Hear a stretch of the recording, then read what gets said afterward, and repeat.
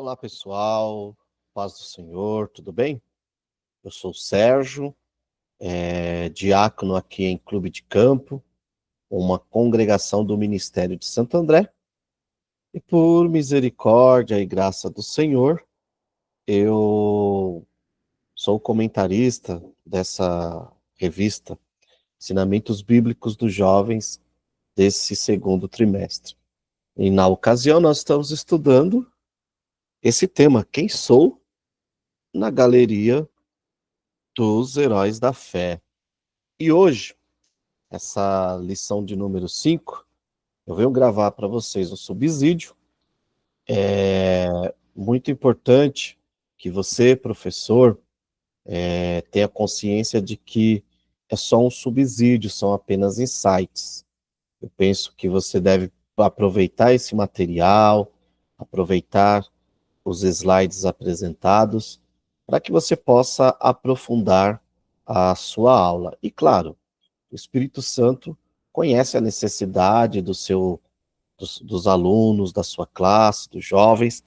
Então, eu quero crer que você tenha uma vida de oração, de piedade, no qual o Espírito Santo direciona você a, a pesquisar e a estudar aquilo que ele quer falar com os seus jovens. Dito isso, hoje estudaremos sobre a vida de Jonathan Edwards. Jonathan Edwards. E para refletir da nossa aula, eu trouxe aqui essa frase maravilhosa dele, que diz: pela maravilhosa misericórdia e bondade de Deus, houve neste lugar um extraordinário despertamento e derramamento do Espírito de Deus. O Jonathan Edwards, como muitos teólogos, historiadores dizem, ele foi um dos, por assim dizer, um dos personagens da história moderna da igreja que mais se interessou por avivamento. É muito engraçado isso, por quê? Porque dentro do contexto que ele vivia teologicamente falando, ele teria tudo para ser uma pessoa contrária a avivamentos, ao mover do Espírito de Deus, mas o Jonathan Edwards, ele foi um homem que entregou não só o seu coração, mas também a sua mente ao Senhor. E isso fez com que ele, de forma talentosa, de forma magnífica, viesse relatar, inclusive, os grandes avivamentos que ocorreram antes dele ser pastor e durante o seu ministério. Então, o Jonathan Edwards, para quem estuda avivamentos, é um personagem importante da história da igreja. Tá bom? Quando falamos de Jonathan Edwards, nós temos alguns livros que podem nos ajudar a estudar um pouco mais sobre esse gigante da fé. Então, nós temos o livro Heróis da Fé, do Orlando Boyer, que é um livro bem interessante, traz ali de forma bem resumida uma biografia. Tem A Breve Vida de Jonathan Edwards, do George Marsden. É um livro bom, também é um livro que não tem uma autobiografia, mas tem o necessário para você conhecer a vida e obra do Edwards. E aqui nós já temos 3 obras que já são um pouco mais densas. A Jonathan Edwards, uma biografia do Murray. Eu particularmente gosto muito dessa biografia que o Murray escreveu. Por quê? Porque ela é uma obra que ela trata não só o aspecto da vida e obra do Edwards, mas o contexto que ele vivia. Aqui está, ó. Foi um livro que eu usei também para escrever a revista. As firmes resoluções de Jonathan Edwards, para quem quer conhecer principalmente a conversão e a vida de piedade de Jonathan Edwards, esse é um livro muito importante. O livro que serviu de base, depois das suas biografias, para que eu pudesse desenvolver esse tema, que é Pastoreando Avivamentos, né? Que é o livro Afeições Religiosas. Esse livro aqui eu já li bastante vezes, é um livro que geralmente, uma vez por ano eu leio, porque ele tem bastante conteúdo a nos acrescentar. Esse livro, Afeições Religiosas, inclusive, foi da onde, lendo, e na segunda vez que eu li, me veio esse insight sobre o como ele pastoreou o avivamento de seu tempo. Então, essas são as bibliografias sugeridas, tá bom? Para eu entender Edwards, assim como para entender qualquer personagem da história da igreja, qualquer herói da fé, eu preciso compreender o histórico, o contexto histórico que eles viveram. Bom, então o Edwards ele é um homem que está ali dentro da modernidade. Então, se o Lutero faz a ponte do medieval para o moderno, o Edwards ele é aquele que está dentro da modernidade, e como homem dentro da modernidade, ele enfrentou grandes desafios no campo da fé, porque a modernidade trouxe isso, trouxe grandes oportunidades, uma delas foi a própria prensa, mas também trouxe grandes desafios, principalmente no campo da fé.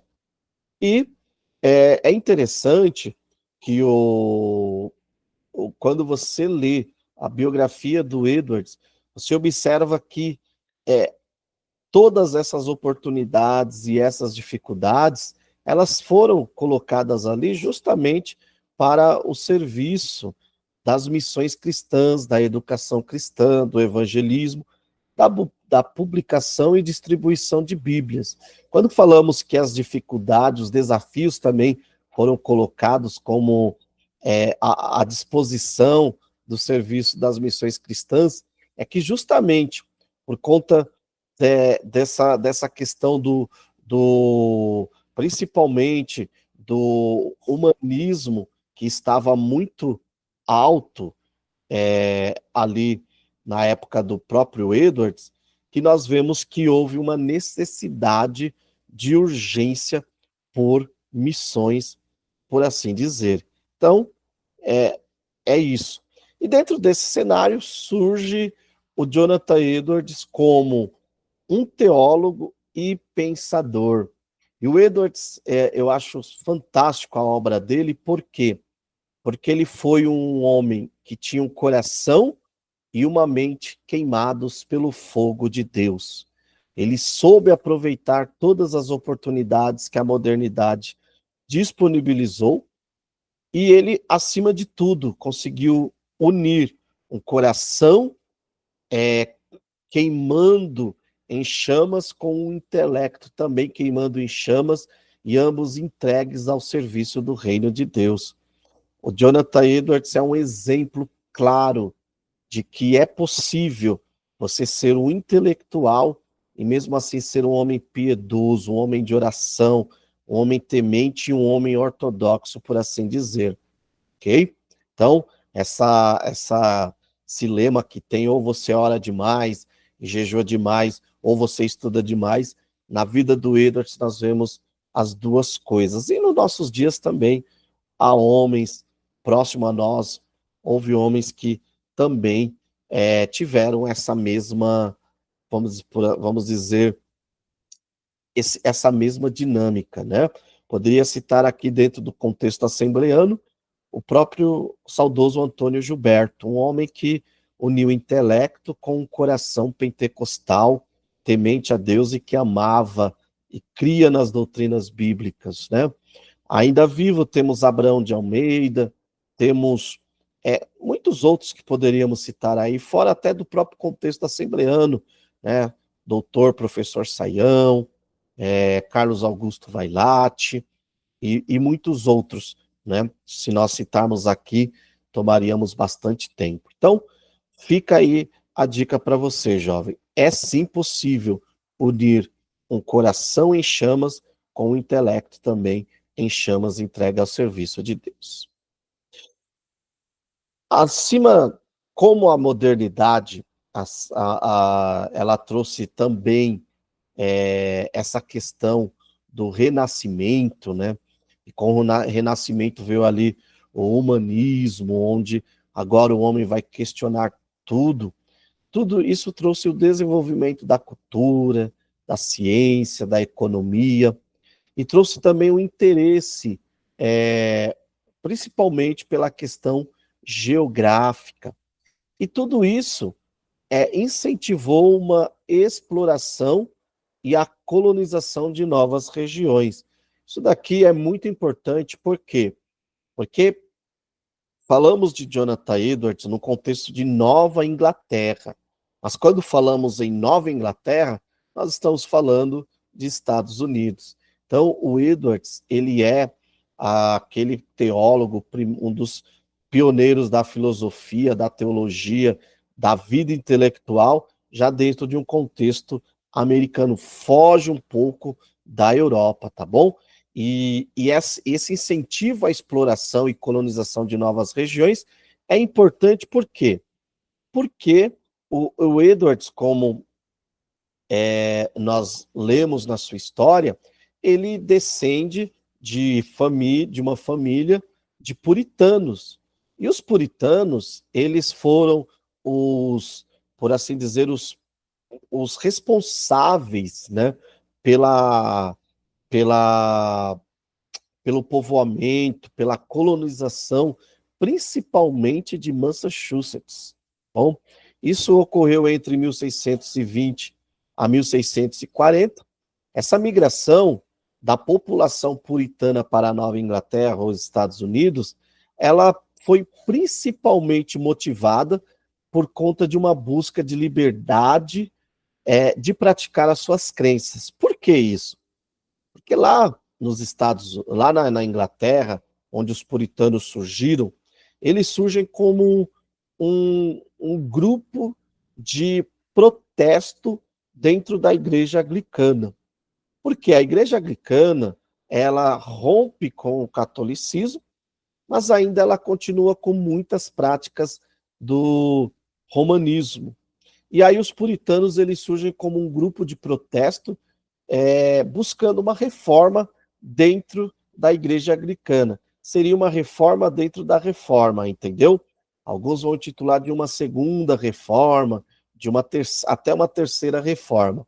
Isso nos traz um grande insight, pessoal, que é o insight de que a igreja, enquanto CNPJ, enquanto organização visível, ela de tempos em tempos precisa ser reformada, entendeu?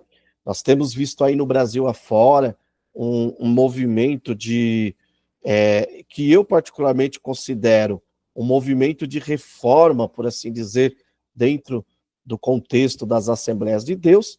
Muita gente fica assustado.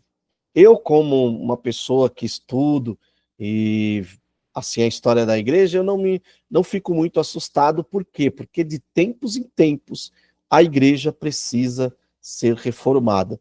O ruim seria se a igreja não precisasse ser reformada. Calma aí, a minha igreja tem tantos anos, está tudo bem, não precisa de debates teológicos, de debater ou procurar buscar reformar nada nela. Tem alguma coisa errada, uma vez que a igreja ela é composta por pessoas pecadoras, por pecadores, e esses pecadores, eu, você, vez ou outra, procuramos fugir das escrituras, né? Procuramos colocar os nossos pensamentos. E as reformas dentro das igrejas, os movimentos de reforma, eles surgem justamente para trazer o povo de volta à essência do evangelho. Os puritanos, ele foi um desses grupos, né?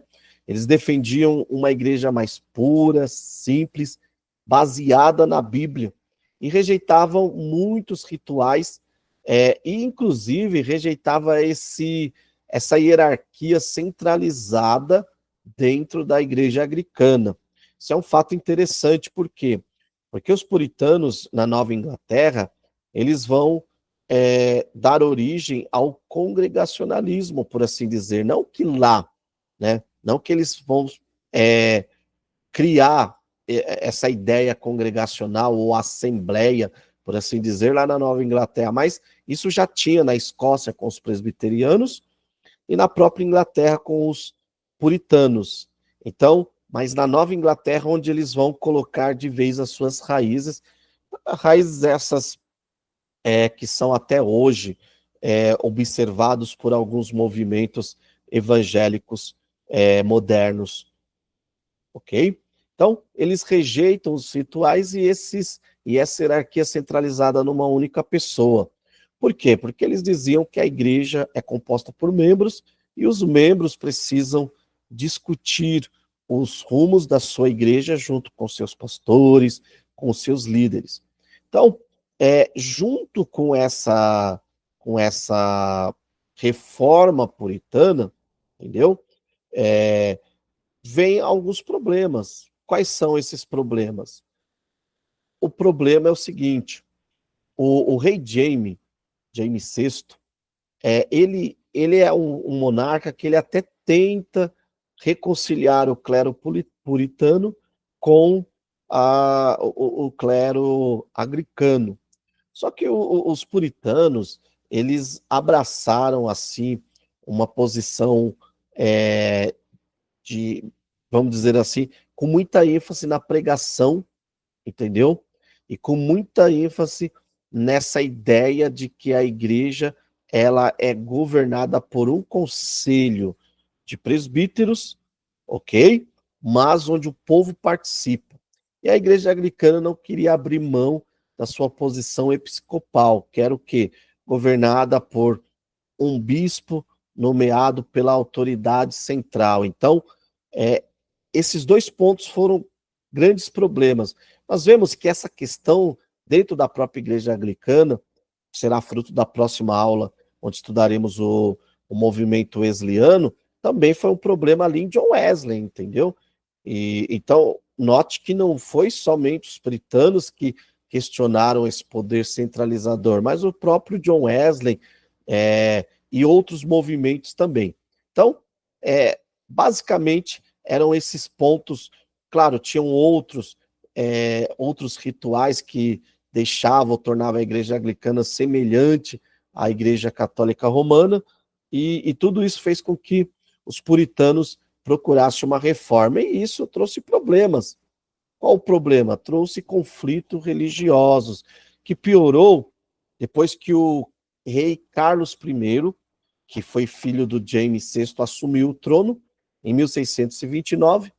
E aí, esse rei, esse monarca, ele resolve dar mais poder, né? Muito mais poder para a igreja anglicana, a fim de neutralizar seus inimigos. E entre esses inimigos estão os puritanos. O clima ficou tenso, houve a morte de dois líderes puritanos que, assim, desencadeou uma série de imigração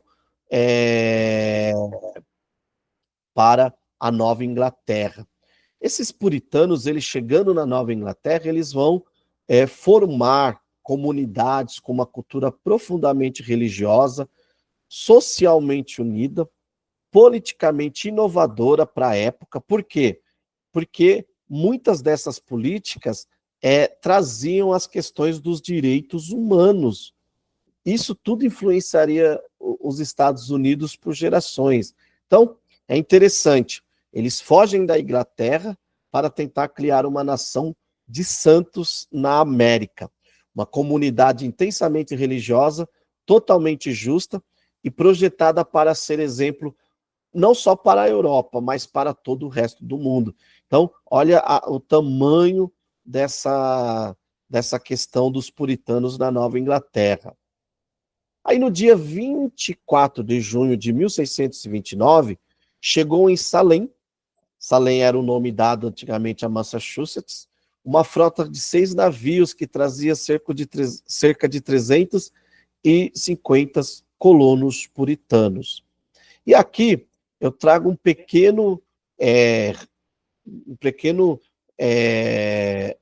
uma pequena cronologia dos puritanos ali na Nova Inglaterra ou nos Estados Unidos, que depois passou a ser chamado Estados Unidos. Então, em 1629, eles chegam na Baía de Massachusetts.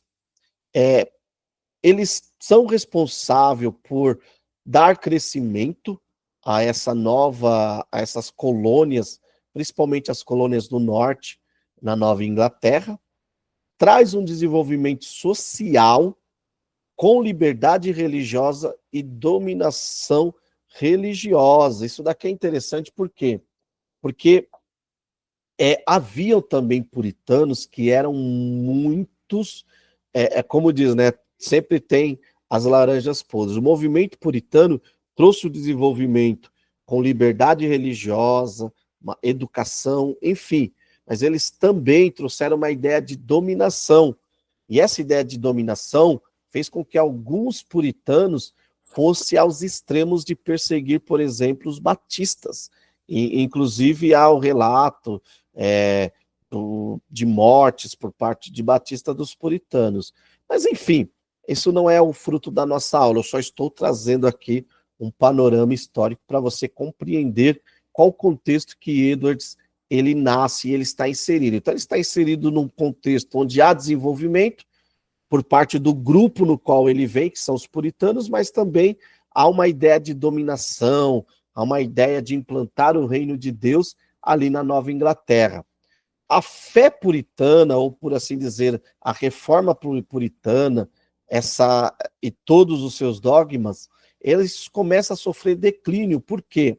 Devido às sucessões de guerras que acontecem principalmente do século XVI ao século XVIII, e o declínio espiritual, principalmente por conta do renascimento, do humanismo, de toda essa gama de pensamentos que está invadindo ali, que vem da Inglaterra para as colônias. Mas olha que interessante, quase todas as universidades históricas hoje dos Estados Unidos, né, o Yale, por exemplo, Oxford e outras, né, nós vemos que elas nascem, a exemplo de Oxford, da Inglaterra, desculpa, esse modelo vem aqui para a Nova Inglaterra e dá, por exemplo, da onde surge uma as grandes universidades, como o Yale e outras, entendeu? Então, Oxford,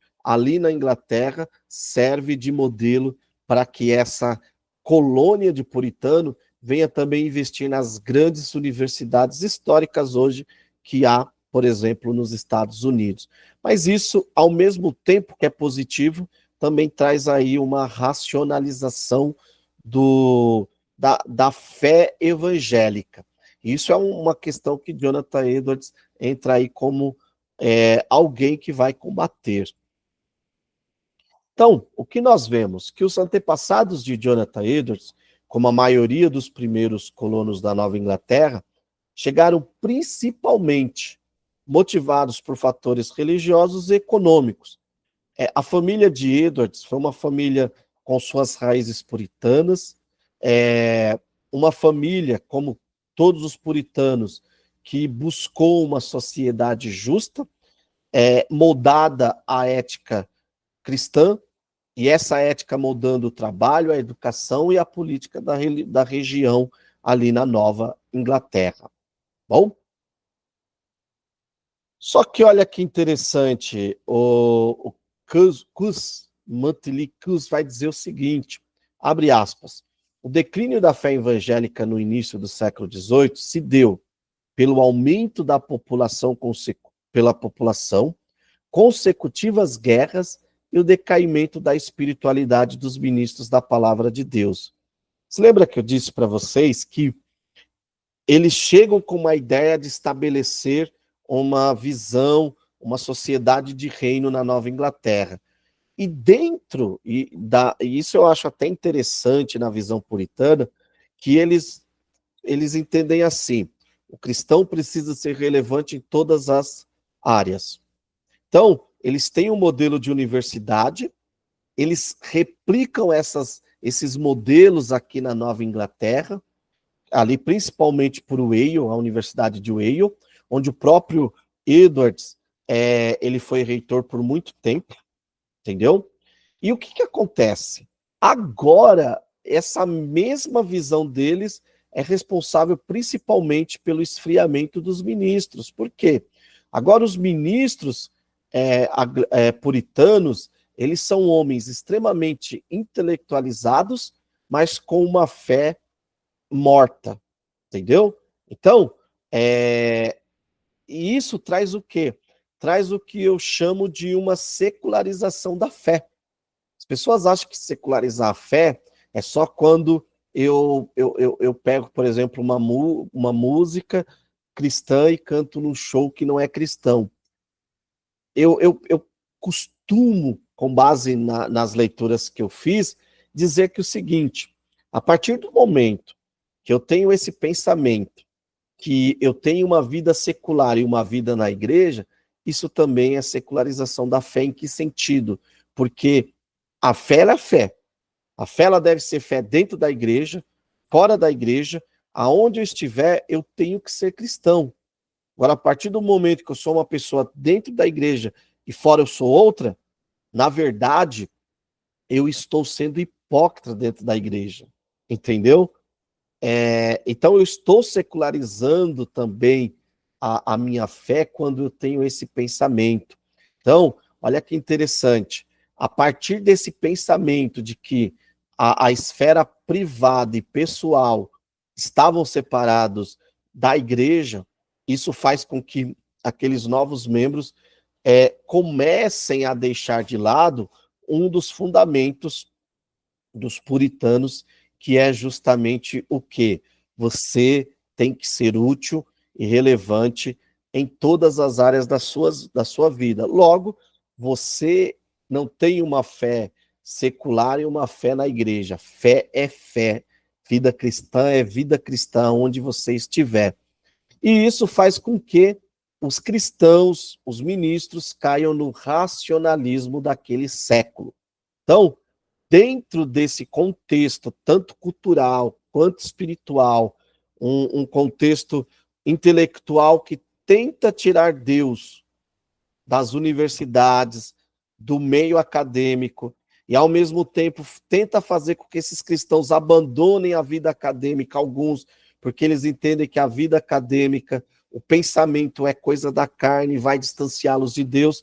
Há outros que se agarram ao pensamento e esquecem a fé. Nasce Jonathan Edwards, que vai, com a sua vida, restaurar muitos desses valores que estavam perdendo as suas forças diante daquela sociedade em decadência. Então, quem foi Jonathan Edwards? Uma vez que conhecemos o contexto, quem foi Jonathan Edwards? Jonathan Edwards, ele é conhecido como um dos maiores teólogos e filósofos da história norte-americana. É interessante por quê? Porque isso não são os teólogos que falam dele. Daqui a pouco veremos que filósofos importantes da história dizem que Jonathan Edwards ele foi um grande filósofo, um dos maiores da história norte-americana. É interessante que aqui no Brasil, o Jonathan Edwards ele é muito mais estudado como teólogo, né? Mas, por exemplo, no contexto norte-americano, o Jonathan Edwards ele é mais estudado como um filósofo que contribuiu muito com o seu pensamento para o desenvolvimento da vida espiritual e da teologia norte-americana. Bom, um outro fator interessante, um outro fato interessante sobre Jonathan Edwards é que ele é considerado um dos precursores da era da expansão missionária. Inclusive, nesse livro aqui que eu mostrei para vocês está a autobiografia, o Jonathan Edwards inspirado, claro, muito pela vida do David Brainerd, ele lança o relógio de oração em favor de uma obra missionária. E é interessante que depois desse período de oração que ele tem pelas obras missionárias, Deus começa a levantar grandes nomes a fim de que esses nomes possam expandir a obra missionária. Então, ele foi um pastor, mas foi também uma pessoa que era apaixonada por missão, e ele é um dos precursores nessa expansão missionária protestante no século XVIII.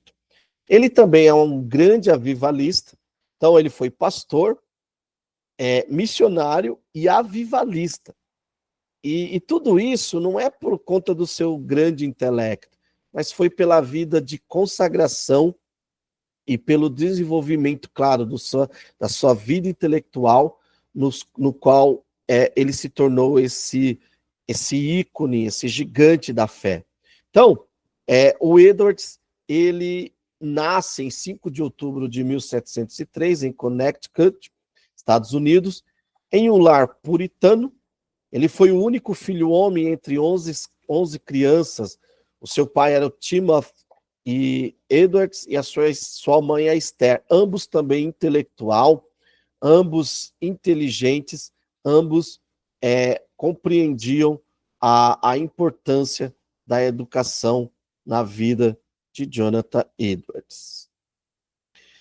O Jonathan Edwards, ele cresce em uma atmosfera de avivamento. Isso é muito interessante, jovem. Ele cresce em uma atmosfera de avivamento. O seu avô, Solomon Stoddard, ele foi um instrumento de Deus em um período ali para fazer uma grande colheita. E é interessante que na adolescência, com 13 anos, o Jonathan Edwards começa a fazer os seus primeiros relatos sobre aquilo que seria uma das suas pesquisas prediletas, que é o agir de Deus na história da humanidade. Então, Jonathan Edwards também é um grande pesquisador de avivamentos. Por isso, que quem estuda avivamento tem que estudar o Jonathan Edwards.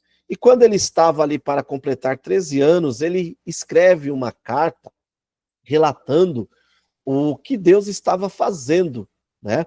E abre aspas, ele diz assim: a mão de Deus estava movendo as pessoas a virem e aceitarem a Cristo. Fecha aspas. Já demonstra uma grande, uma fé precoce amadurecendo ali no Jonathan Edwards. Mesmo na adolescência, ele estava atento aos acontecimentos que envolviam a igreja de seu pai. E aí é interessante que ele vai escrever o seguinte: pela maravilhosa misericórdia e bondade de Deus, houve neste lugar um extraordinário despertamento e derramamento do Espírito de Deus. Fecha aspas. E eu queria fazer uma pergunta, jovem. Você, professor, que está assistindo essa aula, você é do tipo que fica atento aos acontecimentos que envolvem a sua igreja? Talvez nesse momento pode estar acontecendo um despertamento de Deus na sua igreja. E você é capaz de perceber e de anotar. Fica aqui um exercício. Anote as obras de Deus no meio da igreja que você está. E essas anotações foram muitas delas que prepararam Edwards para o seu maior trabalho, que seria pastorear um avivamento. Mas daqui a pouco falaremos sobre isso.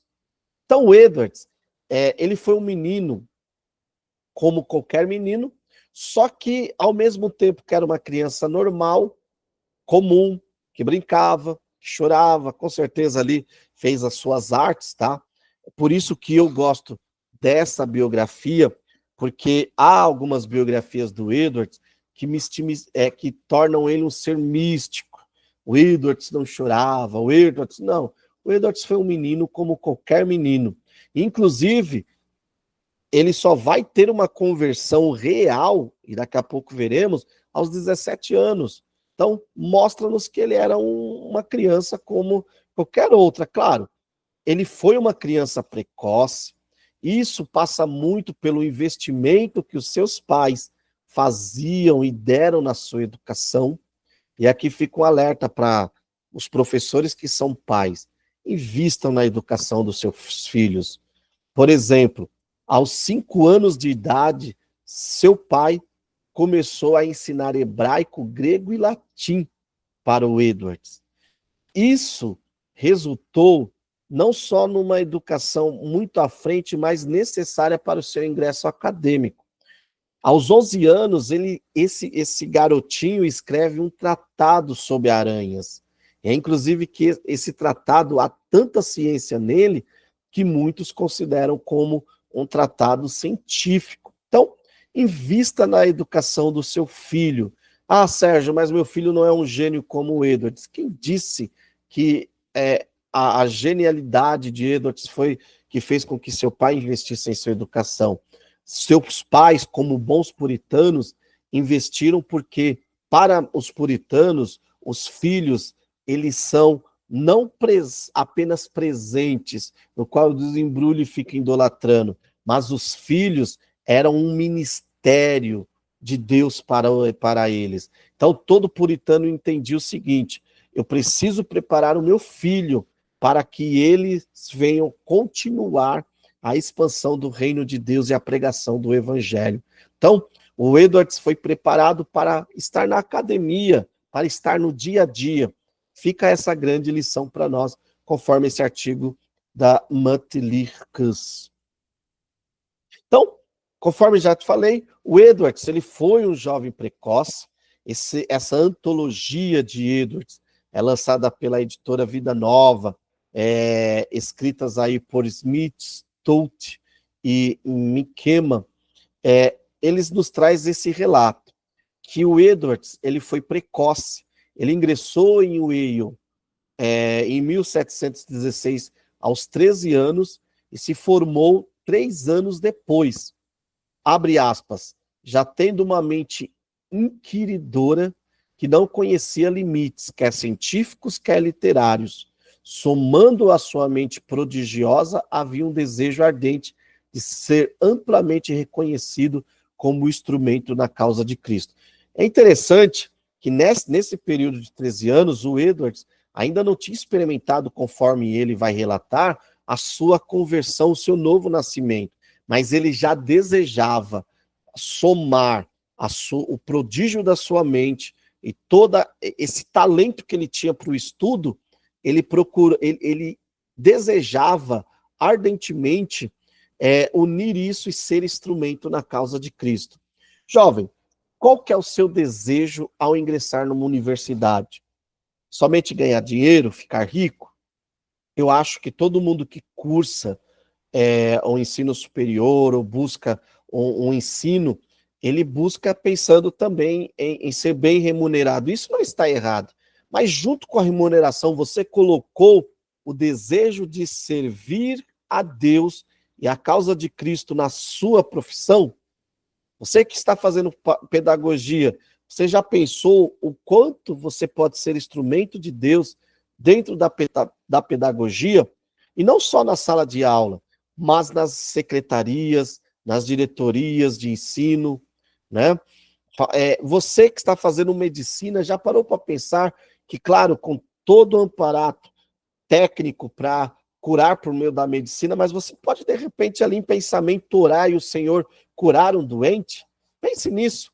Nós precisamos retomar essa perspectiva, que era uma perspectiva puritana, que chega para os nossos pais assembleanos também, que é o quê? De que eu preciso servir a Deus com o meu todo, entre eles, com a minha profissão. E hoje isso vem perdendo espaço. Muitos jovens, muitos jovens, adolescentes, quando começam a se preparar para o mercado de trabalho, só pensam em ganhar dinheiro, não pensam mais em servir ao Senhor por meio dos seus talentos naturais, quer seja na vida acadêmica, quer no trabalho mais simples que você imaginar. Você pode servir ao Senhor e ser muito útil para a causa de Cristo. Então, no meio acadêmico, evidenciava-se o que tinha começado já lá no século anterior, que é o que? A Revolução Científica. E aí, a Matlichus, ela vai nos trazer aqui um insight muito interessante, abre aspas. É imaginável várias crises que Edwards passou nessa fase, com leituras e influências baseadas na razão. Devido a isso, ele lutou muito com as crenças aprendidas em casa, incluindo a soberania de Deus sobre tudo. Ademais, ele ainda cresceu numa época em que se tornou comum questionamentos dogmáticos à luz do novo conhecimento proveniente da revolução científica e da própria razão humana. Em suas lutas interiores, sofria e temia pelo destino de sua alma. Fecha aspas. Então, é normal esse impacto. Muitas das vezes eu converso com jovens, alguns, por misericórdia, olham e falam: nossa, Sérgio, você é alguém que busca sempre estar se atualizando, busca estudar, você gosta de estudar, gosta de estar aí procurando sempre estar dentro do que o mundo acadêmico traz. Há lutas, há muitas lutas, gente, até na vida de uma pessoa talvez mais madura, há muitas lutas. Por quê? Porque constantemente somos levados pela nossa mente caída a querer substituir a soberania de Deus pela nossa própria razão. Isso foi a luta de Edwards. Essa é a sua luta, jovem. Quem sabe na universidade que você está estudando, ou nesse momento que você está se preparando no pré-vestibular, enfim. Mas o Edwards, não só o Edwards, outros personagens da Bíblia, como Daniel, que vai ali para a universidade na Babilônia, mas não abandona a sua essência, o próprio apóstolo Paulo, um acadêmico do seu tempo, mas que consegue colocar Cristo. Os outros heróis que veremos nas próximas aulas também, alguns deles começaram até os seus avivamentos dentro da universidade. Então, assim, vá para as universidades, mas nunca perca de vista a fé que você aprendeu na sua casa. E para nós pais, fica um alerta aqui, professor. A importância de ensinar para nossos filhos em casa os dogmas e os fundamentos da fé cristã. Isso servirá de base para que quando eles de repente, quando eles chegarem nesses momentos onde será eles, Deus e os questionamentos, eles possam optar por crer na soberania do Senhor. Cotton Mather, grande ministro puritano, escreveu assim a respeito da conversão. Nenhum homem pode viver para Deus até ele se converter, ser convertido. É preciso a experiência de um princípio do alto em você, que será certamente Cristo, formado em você e vivendo em você. Como todo jovem que deseja se relacionar com Deus, todos, não só jovens, mas adultos, crianças, devem passar pela experiência da legítima conversão e do novo nascimento. Isso é interessante.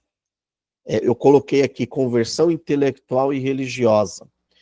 Nós podemos ver que primeiro Edwards, tal como Agostinho, primeiro passa por uma conversão aqui, que dentro estava muito firme, ele estava muito certo das suas convicções acerca dos dogmas cristãos, mas ele precisava passar por uma conversão no coração, na fé, na alma, que é a conversão religiosa.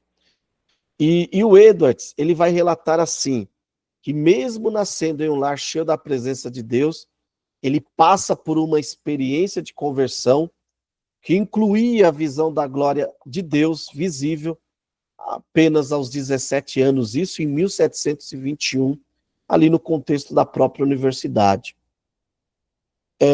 Mas o porquê dessa conversão intelectual primeiro e depois a religiosa?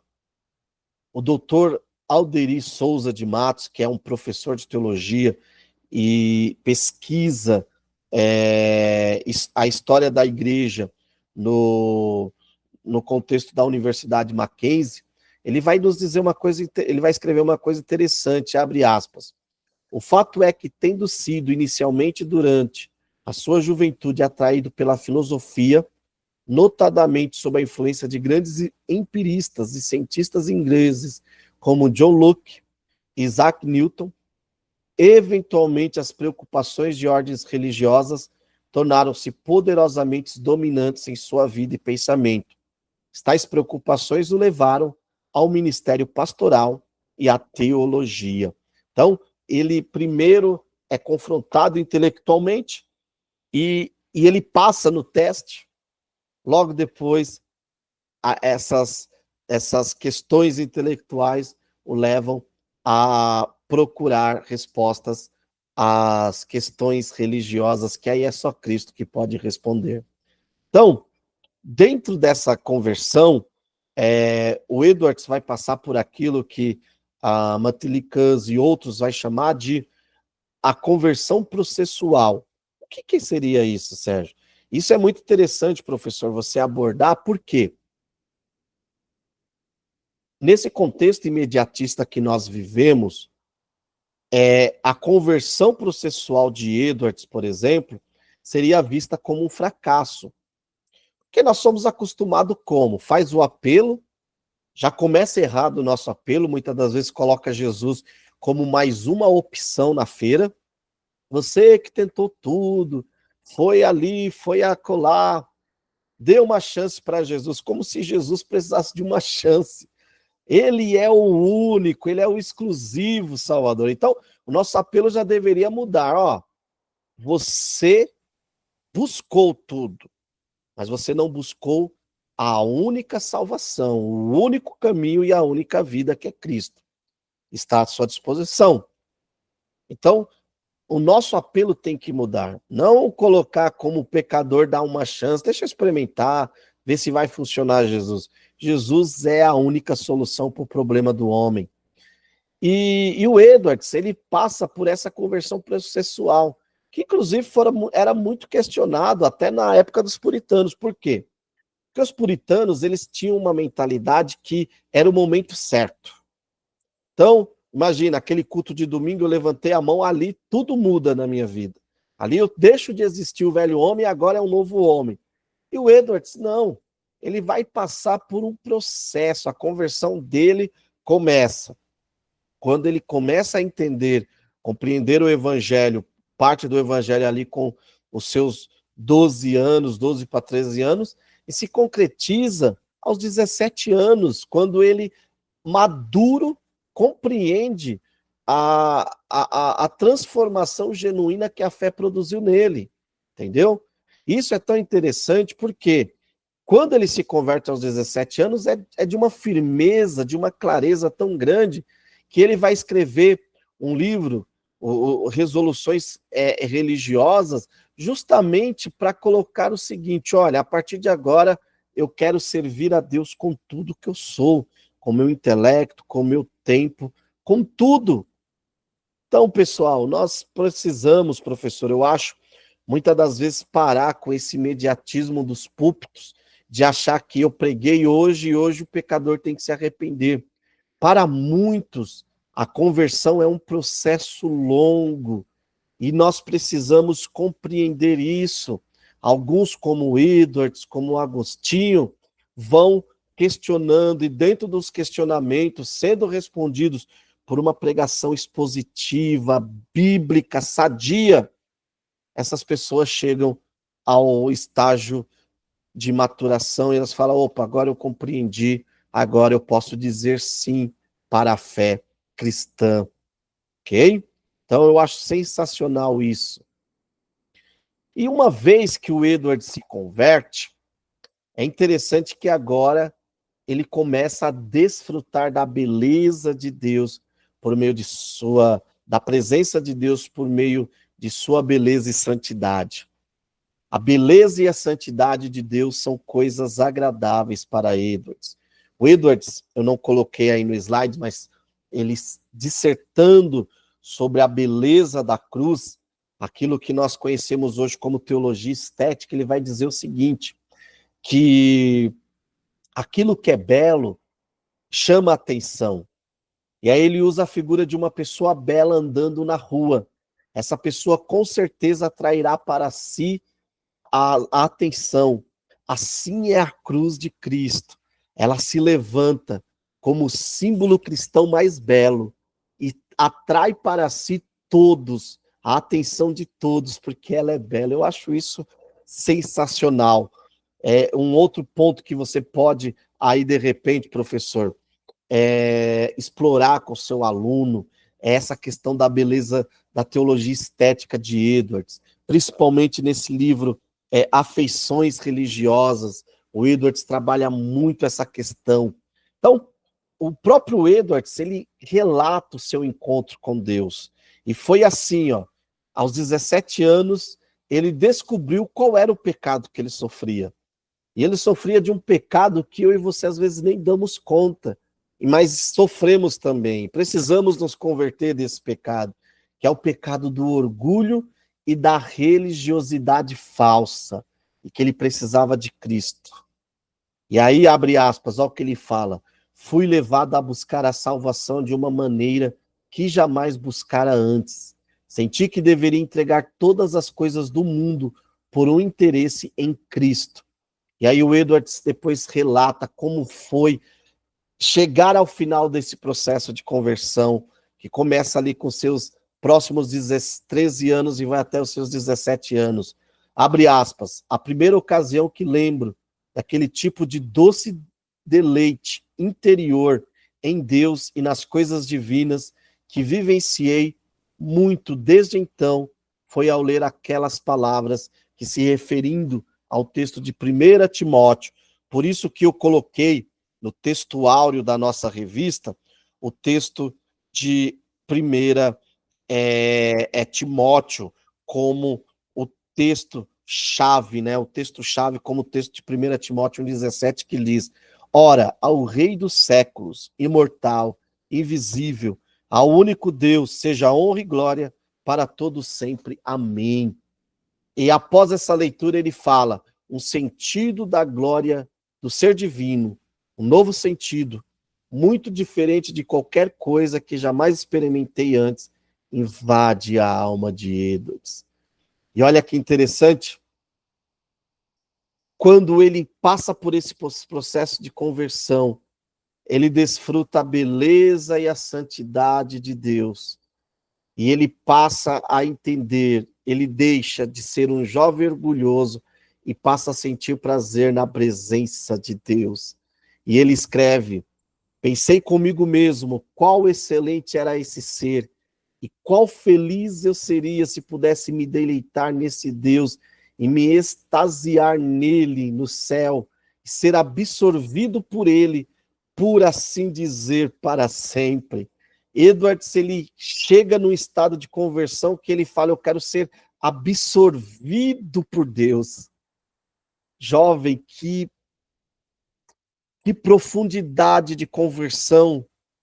Será que não é essa conversão, professor, que está faltando em nossos jovens, em nós? Essa conversão que nos faz desejar ser absorvidos por Deus, absorvidos pela sua glória. Essa conversão foi tão real na vida de Edwards que ele passa a desejar as coisas de Deus e todo o seu ser é consumido pelo fogo do Espírito Santo, a sua alma arde, queima, a ponto dele dizer: eu não sei como expressar o que eu estou sentindo.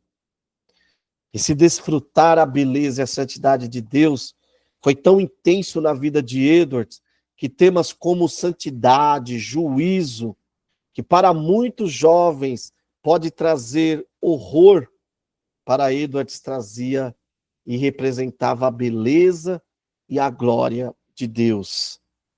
Ele fala que nas coisas que ele via muitas das vezes na natureza, ele contemplava a santidade de Deus.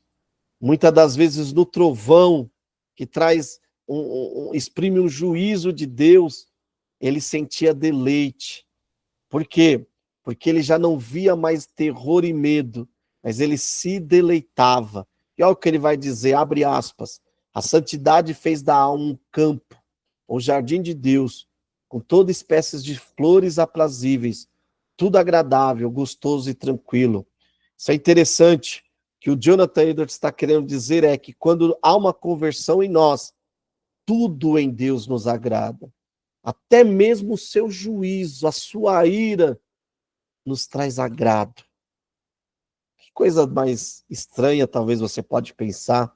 Sentir prazer na ira de Deus, sim, porque a ira de Deus é que é possível, por meio dessa ira, se manifestar a graça e o amor.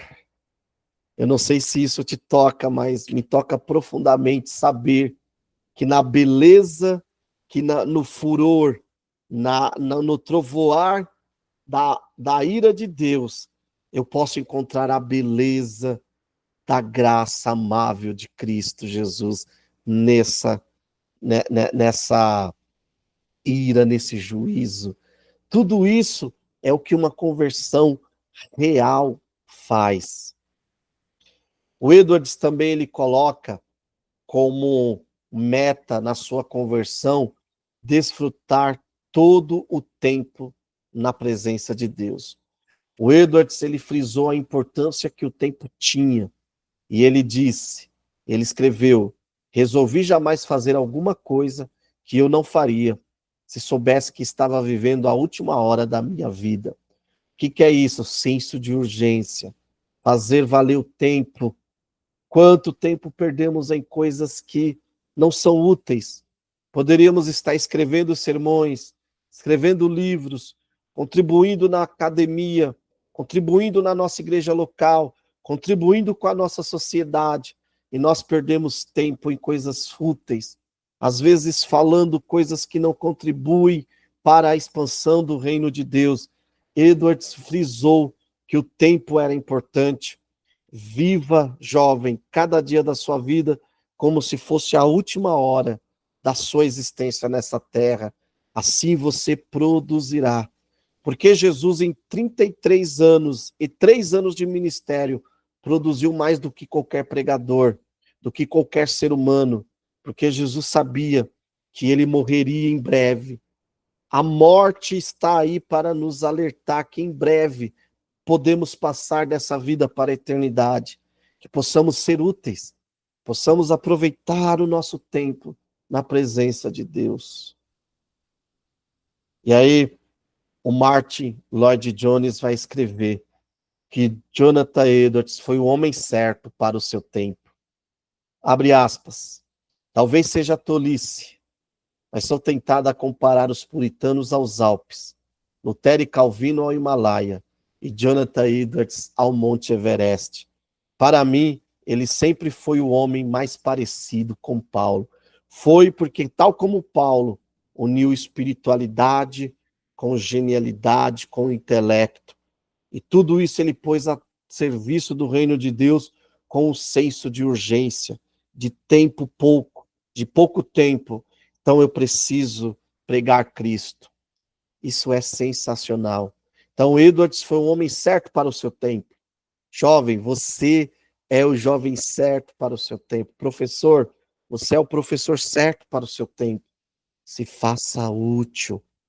Torne-se útil. E aí, o Jonathan Edwards, a partir de 1726, depois de todo esse preparo, ele é chamado para ser pastor de uma igreja em Northampton, Massachusetts, onde ele tornou-se amplamente conhecido por suas pregações. Em 1734, ele traz uma série de sermões sobre a justificação somente pela fé. Aí você pode olhar e falar assim, mas por que surtiu tanto efeito essa série de mensagens do Jonathan Edwards? Esse livro aqui, ele explica. Na época de Edwards, era, infelizmente, difícil ter pregações onde enfatizasse a gravidade do pecado. Pregava-se contra o pecado, mas na perspectiva assim, você é um pecador e precisa de Jesus. E o Jonathan Edwards vem com uma pregação diferente, enfatizando o que o pecado fez na nossa vida e que somente Cristo pode nos libertar. Em vez de falar você é um pecador e precisa de Jesus, o Jonathan Edwards vai falar você é um peso para a terra.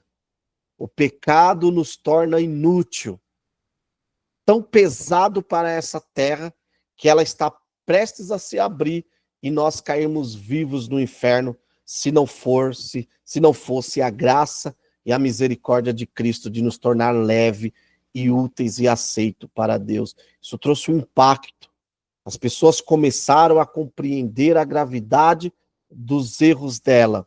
O Jonathan Edwards, em outra pregação, vai dizer, abre aspas, que se o pecado transfigurou, se o pecado desconfigurou, se o pecado atingiu homens como Davi, que era segundo o coração de Deus, se o pecado derrubou homens fortes como Sansão, o que o pecado não faz na minha e na tua vida, homens tão inferiores a esse. Isso fez com que a comunidade de Northampton começasse a questionar, começasse a abrir os olhos para a sua realidade. E isso produziu um grande avivamento. E eu acho isso sensacional. Por quê? Porque o avivamento de Edwards, conhecido como o Grande Despertamento, ele começou por meio da pregação.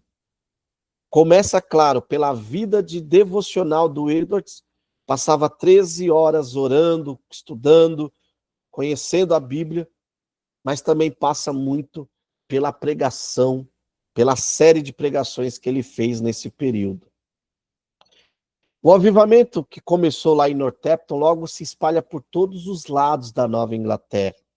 E aí, pregadores como Whitefield, como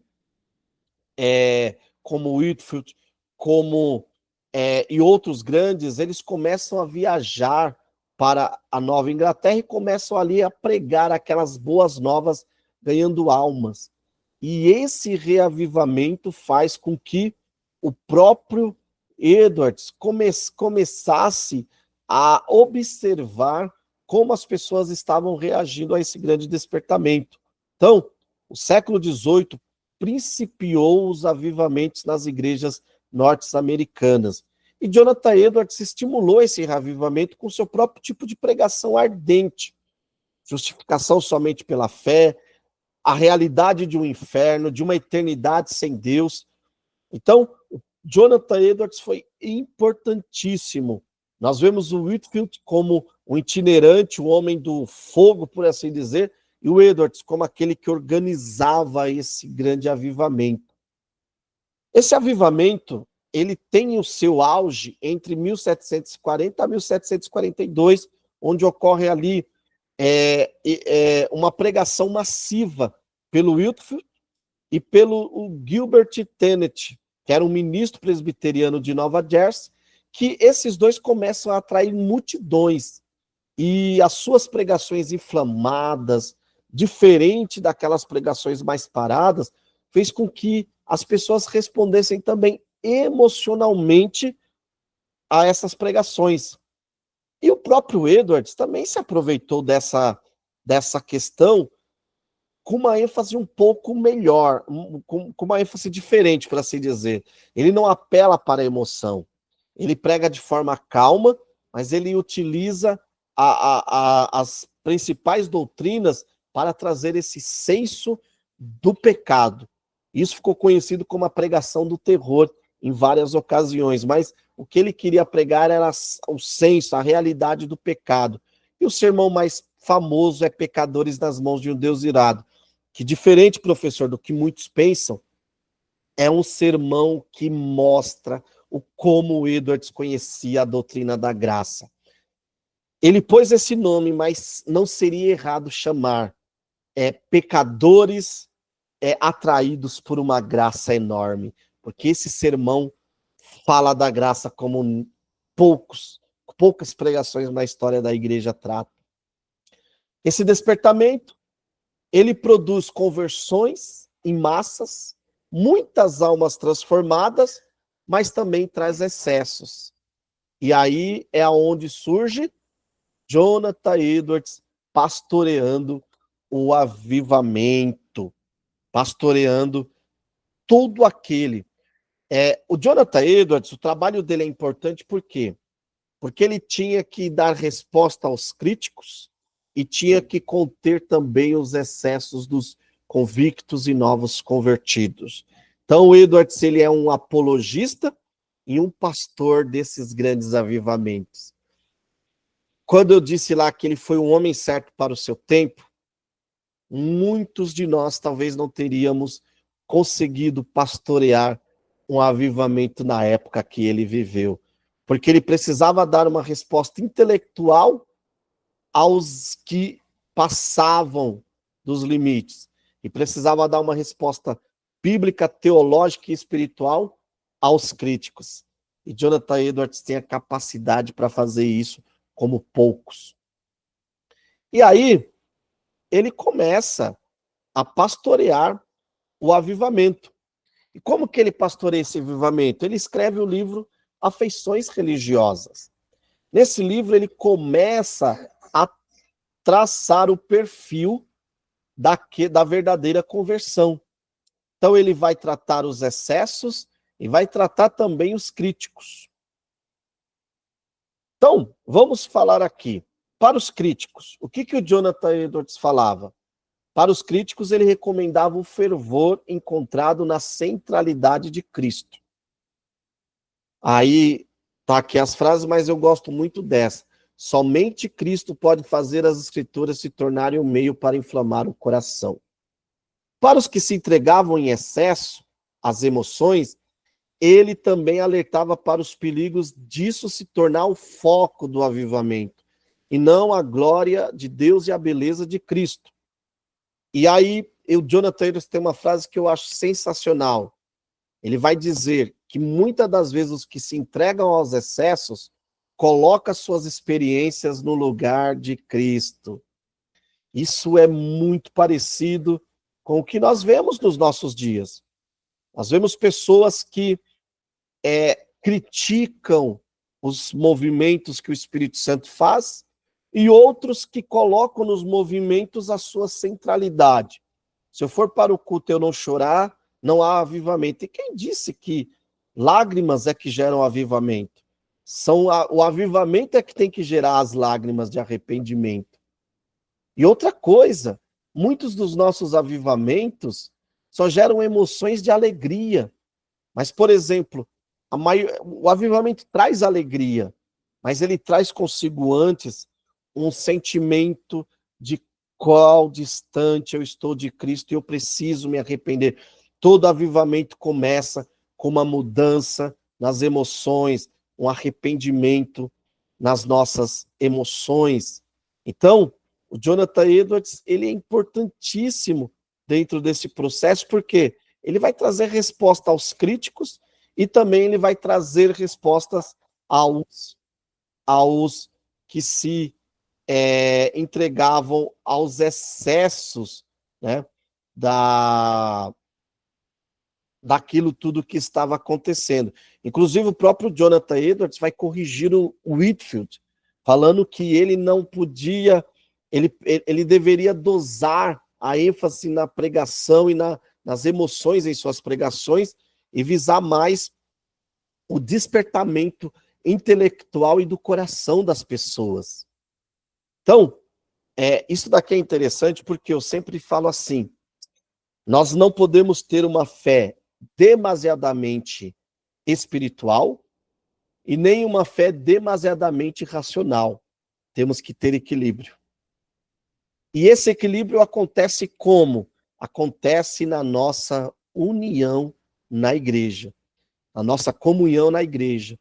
O irmão que tem a fé mais espiritualizada, quando se junta com esse irmão que tem a fé mais racionalizada, um influenciando o outro, um na comunhão do corpo, tocando na vida do outro, isso faz com que traga equilíbrio. E a nossa vida tem que ser uma vida de equilíbrio. Então, jovens, se desejamos avivamentos, precisamos entregar a Cristo tanto a razão como as emoções. Precisamos ter uma fé intelectualizada e uma fé espiritualizada. Os nossos louvores, as nossas pregações devem ter fogo, deve ter lágrimas, mas ela deve ter também estudo, teologia, discernimento, para que nós possamos vencer o nosso ego. Dentro desse pastorear avivamentos, o Edwards pastoreou também o ego das pessoas.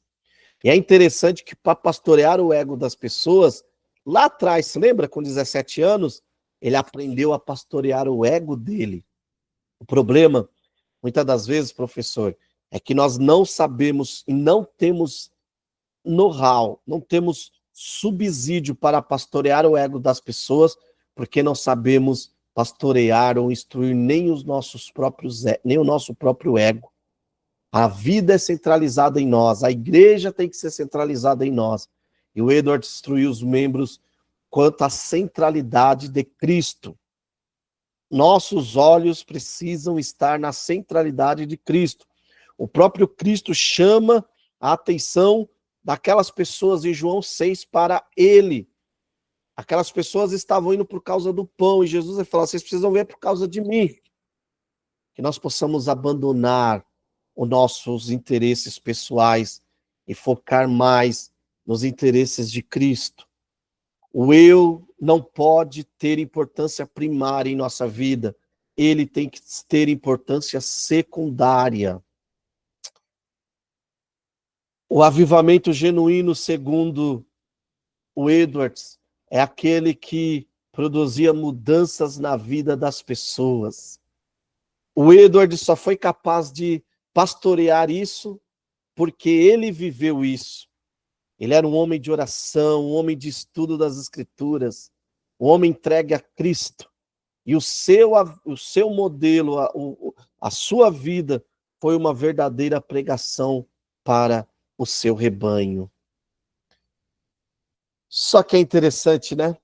A pergunta que fica: toda igreja queria um pastor como esse, mas a igreja de Northampton o quis até 1750. Depois de ter batido o pé em relação a um conceito que envolvia a ceia, o Edwards, ele é basicamente expulso dessa igreja, de sua igreja. Mas eu quero deixar aqui, pastor Adson Bello, ele fez um post que eu achei muito interessante, ele explica de forma mais resumida isso. O que aconteceu? Em 1675, o seu avô Studart, quando pastoreava essa igreja, e a pastoreou por cerca de 50 anos, ele traça uma doutrina chamada Aliança do Meio Caminho. O que é essa Aliança do Meio Caminho? Vai dizer que todos podem participar da ceia, mesmo sem ter passado por uma conversão. Porque na hora do tomar o pão, comer o pão e participar do cálice, essa pessoa ela pode se converter. Basicamente é isso. Edwards, em 1727, vai questionar isso, né? Engraçado, em 1727, desculpa, ele é chamado para auxiliar o seu avô, ele passa a pastorear a igreja, que o seu avô fora pastor por 50 anos, ele tem ali um início muito bom, conforme vimos, mas com o passar dos anos, o Edwards vai aprofundando seus estudos nas Escrituras. Isso é algo que todo cristão tem que fazer. Ele vai se convencendo de que algumas doutrinas que o seu próprio avô tinha pregado não era verdadeira. E aí, ele começa a pregar o verdadeiro significado da ceia, confrontando uma tradição estabelecida pelo seu próprio avô. Isso gera uma resistência e, após semanas de tensões, em 1750, por uma decisão final, ele é expulso. Ele é expulso da sua igreja. Ele é demitido. Mas o Adson Bello, ele nos faz uma aplicação que eu achei sensacional desse fato, que você, professor, pode discutir com seus alunos. A primeira, a Bíblia acima das tradições. Nós precisamos constantemente estar estudando e ajustando a prática, caso para quem for pastor, à luz das Escrituras, e não apoiando-se apenas em argumentos de sempre foi assim. Isso é errado. Segundo, tradições antigas podem estar erradas. Mesmo as práticas que duram décadas ou séculos podem estar em desacordo com a palavra de Deus. E a fidelidade do ministro, do professor de escola dominical, do professor de teologia, exige coragem para confrontar tradições que estejam em desacordo com a palavra de Deus. Terceiro, mudanças podem ser dolorosas. Nem sempre a igreja estará disposta a aceitar mudanças, ainda que essas venham acompanhadas de ensino fiel e sólido.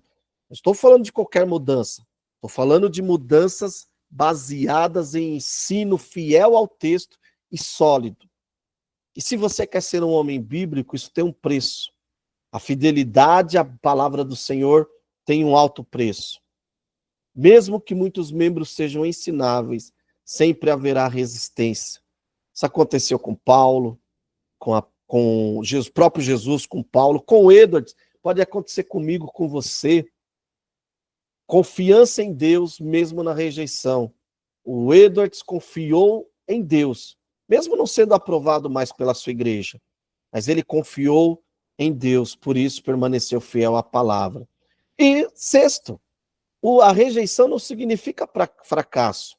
Estou falando de uma rejeição quando o pastor faz a opção pela doutrina fiel à Bíblia. Estou falando aqui de meninices, de bizarrices. Estou falando de uma opção por uma doutrina fiel às Escrituras.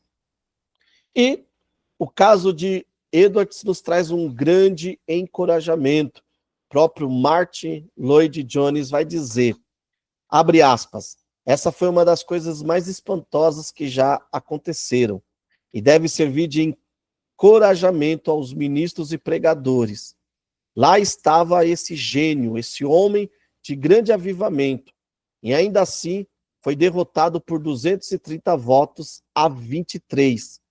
Não se surpreendam com os que possam acontecer a vocês em sua igreja. Diferente de muitos, o Edwards não baixou a cabeça. Com a sua demissão, ele aceita um chamado diferente, ir pregar aos índios, ser missionário aos índios e pastor em uma igreja pequena, nos colonos de Stockbridge. Lá ele atua por 7 anos. Nesse tempo, Edwards, ele respira, ele se dedica a uma vida de literatura, ele se dedica à pregação dos índios, ele ganha a confiança dos índios. O Edwards agora deixa de ser um pastor de uma grande igreja para ir pastorear índios. Isso é sensacional. E aqui, pessoal, eu quero finalizar essa aula dizendo o seguinte: o filósofo que preferiu ser teólogo. Certo filósofo francês, Georges de Lyon, ele escreve o seguinte: tivesse Edwards permanecido apenas no campo da filosofia e da metafísica, sem enveredar pela teologia, ele talvez viesse a ocupar um lugar ao lado de Leibniz e Kant, entre os fundadores de sistemas imortais, fecha aspas. Mas graças a Deus que o Edwards preferiu estar com a teologia. E nos deixou esse legado gigantesco de um homem com muitos erros, tá? Parte dessa rejeição de Edwards também passa por erros.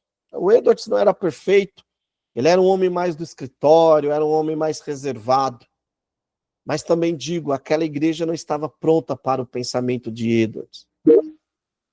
E para finalizar, eu quero concluir essa aula dizendo: precisamos de fogo no coração e na mente.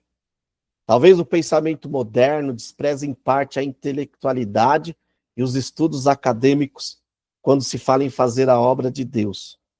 Parece que a mera disposição voluntária é suficiente.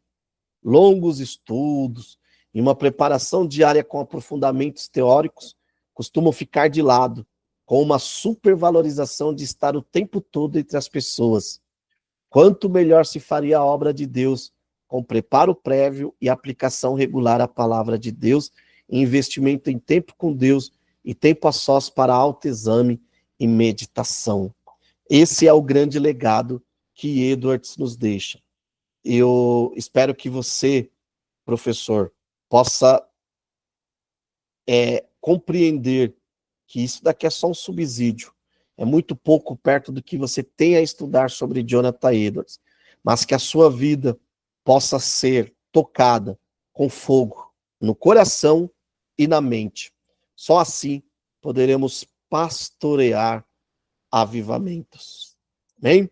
E uma outra coisa, ninguém produz avivamento. O avivamento é produzido pela palavra, pela pregação, da palavra de Deus e no tempo em que Deus quer. Quando você vê assim, 7 dias para 7 avivamentos, fuja. Homem nenhum sabe quando virá um avivamento. Somente Deus sabe E o avivamento vem na hora que a igreja está mais precisando. E eu tenho certeza que os nossos tempos pedem por avivamentos. Talvez, professor, na sua igreja esteja acontecendo um avivamento. Você, junto com o seu pastor, precisam dar as mãos e pastorear esses movimentos de avivamentos, para que não vire fanatismos, meninices ou apenas movimentos sem uma centralidade em Cristo Jesus. Que Deus abençoe no nome de Jesus.